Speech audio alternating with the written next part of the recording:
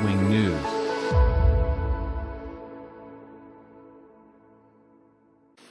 Hello, fellow Americans. Welcome to Right Wing News. I'm your host, the voice of reason. And the Obama Spygate has taken yet another strange twist. And let's first take a look at the title of this article that comes from Young Conservatives. Then let's take a look at that man's face. The title is, "The House Panel Wanted Evidence of Obama's Wiretaps, so Trump just delivered them the documents." Now, that is a face that I've made many times when constantly sparring back and forth with somebody that has been a royal pain in my ass. And that face will usually, in my case, be one of two things. Either, "Damn it, how did I get beat again?" Or, "That's it, he's done." And it'd be interesting to see which one that is.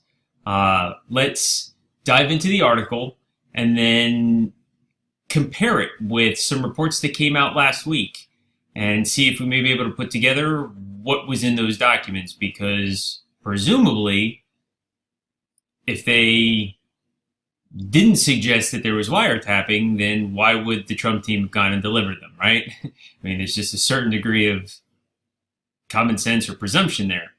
So I went ahead and I recopied the post. And so I started off by saying, at this point in time, we don't know what's in those documents that Trump delivered. Right now, it's just a big mystery.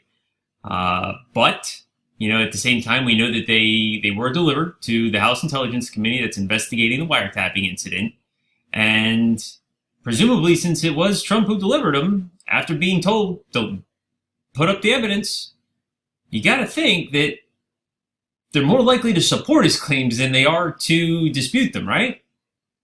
Well, I go on to say that throughout his time in office, Barack Obama has, without a doubt, associated himself with quite a few political operatives that have walked that very fine line between what is considered legal behavior and many times totally unethical, but at least legal, and that which is blatantly criminal.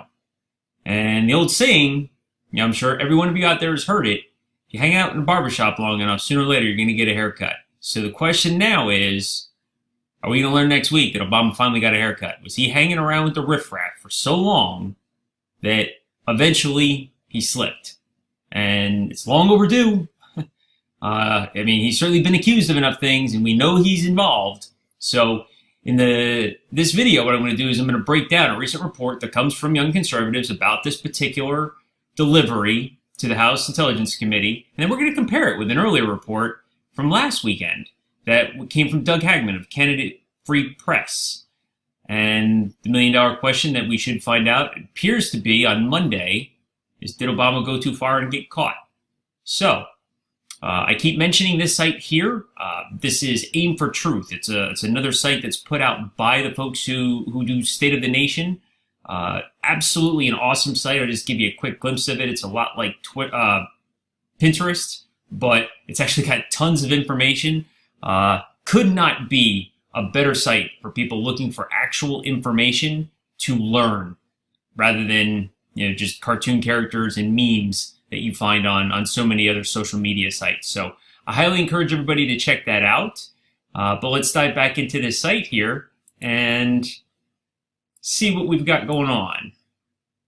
And again, that particular site is aimfortruth.org, or you can just click the link. So Young Conservatives writes that last week, the House Intelligence Committee asked the Justice Department to submit any evidence that they had pertaining to President Donald Trump's claims of surveillance by the Obama administration. Well, the plot just thickened again, did once last Friday, but now it appears to have stepped up even another notch. Last Friday's didn't get a whole lot of publicity, but that's to be expected these days from the mainstream media. It says on Friday, the DOJ made that submission. So from the Hill, the Department of Justice sent documents to the House Intelligence Committee on Friday in response to a request for the evidence to back up Trump's claim that Obama wiretapped him. And now the committee gets to review those documents. It's unclear what's in them. We don't know yet. CNN reported that they were in fact delivered, though. And what was in them couldn't be confirmed immediately. Now that's somewhat ironic because CNN has already reported on, what was in these things previously, but we'll let that go for the time being. In a presser, Sean Spicer said that Trump sticks by what he said. He's not backing down. Now, he says that when he used the term wiretapping, he may have used it a little bit more of the colloquial definition, but what he was referring to was surveillance, whether it was actually a phone tap, an internet tap, he was being spied on. And so Trump refuses to back down. And the article from Young Conservatives tells us that the House Intelligence Committee is going to hold an open meeting on Monday and discuss this whole thing. And that should be very, very interesting. So for anybody who hasn't met Team Obama, here they are. This is the same group that has amnesia and doesn't seem to remember all their prior reporting. And while there are some disputed claims of surveillance, it says that if there was no surveillance, then how were Trump's conversations with either the president of Mexico or Australia or General Michael Flynn, how were they picked up if there was no surveillance? So it's going to be really interesting to hear people answer those questions under oath, hopefully, on Monday in front of the House Intelligence Committee. So they joke, the media appears to have completely suffered amnesia about those reports, but the media is glad they're not the ones that are going in front of the House Intelligence Committee. As I said last week, hopefully, good things come to those who wait. Because if you recall, I posted on Friday something titled Obama Wiretapping Bombshell Drops. This is as serious as it gets.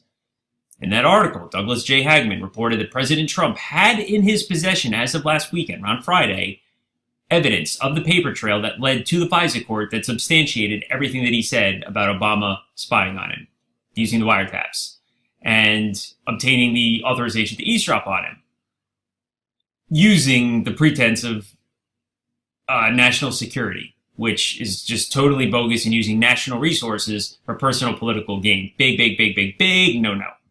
So, for anybody who's not familiar with who Douglas Hagman is, and why perhaps you should listen to what he says, he's a licensed investigator in the private sector. He's been doing this for 30 years. He's had over 5,000 different cases. He's considered within his industry to be a surveillance specialist. And what I think is most important here is because of his degree of vast experience, both federal and state law enforcement taps him on occasion to be either informational or an operational asset in ongoing investigations. So clearly, if state and federal law enforcement agencies trust his judgment and his investigative skills, I don't know. I'm going to go out on a limb and say I'm going to trust his investigative skills a little bit more than CNN's. That's me. You do what's best for you. In addition to being an investigator, he's also an author that's very successful. He's got 4 different websites. He also has a talk radio show that's very successful. So he's got a lot to lose by coming out and claiming this only to be wrong. So are there dark clouds ahead for Obama? Let's talk about what Hagman reported on Friday. He said there's a storm that's been brewing in D.C., one that could dwarf anything that's ever been seen in D.C. And it's basically because Trump got this evidence in hand, allegedly, that shows that Obama and his Department of Justice maliciously and criminally misused the FISA process to collect intelligence on what was then candidate Trump. Very interesting stuff. So what's even more interesting is that also makes what Obama did right before he left office, it further connects the dots. Because if you recall, he made it easier to disseminate information that was prior to that order very difficult to do, presumably so that it would leak out. And again, that goes a long way towards explaining some of these actions that he took on his way out the door. So at issue is Obama's insistence to secure a federal wiretap warrant of Donald Trump, the candidate, using a federal court system as a mechanism to do so. Many of the problems here are we already have reports of the first FISA attempt that took place just days after the infamous meeting on the tarmac between Loretta Lynch and Bill Clinton. And now the second one apparently took place 9 days prior to the election. So if you're to believe that all that's just coincidence, then so be it, I suppose. What's especially interesting here, though, and it really does not bode well for Obama, is the simple fact that the first one was denied. The one that was several days after the infamous meeting on the tarmac. Why? Because only about 1 in 20,000 of those things gets denied. For the simple fact that the reason for the surveillance is for national security.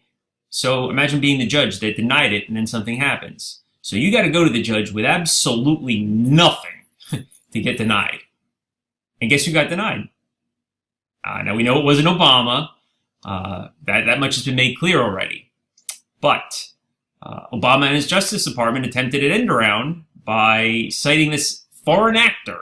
And that was how they were going to use their FISA attempt. Now, there's also been some speculation that he used British intelligence to work around the system. Either way, we know that Obama wasn't going to do anything forthright.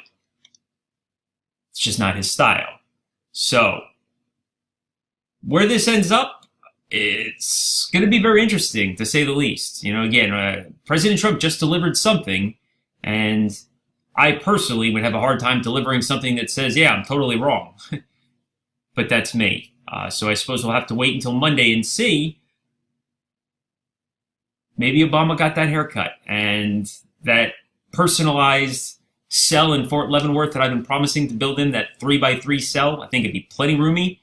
Maybe I'll finally get to do that. We'll see. Folks, if you heard something here that you know you're never going to hear in the mainstream media, you want to continue to get information that you're never going to get in the mainstream media, please subscribe to my channel. Hit the bell or the gear next to subscribe, and you'll get notified anytime new videos get put out. He who controls the information controls. There's a reason your government does not want you to have lots of information that you have every right to have, and I think you deserve to have it. So once you've got it, do your job. Get it to other people so they have it. Also, be sure to leave lots of comments in the comment section. Voice of Reason out.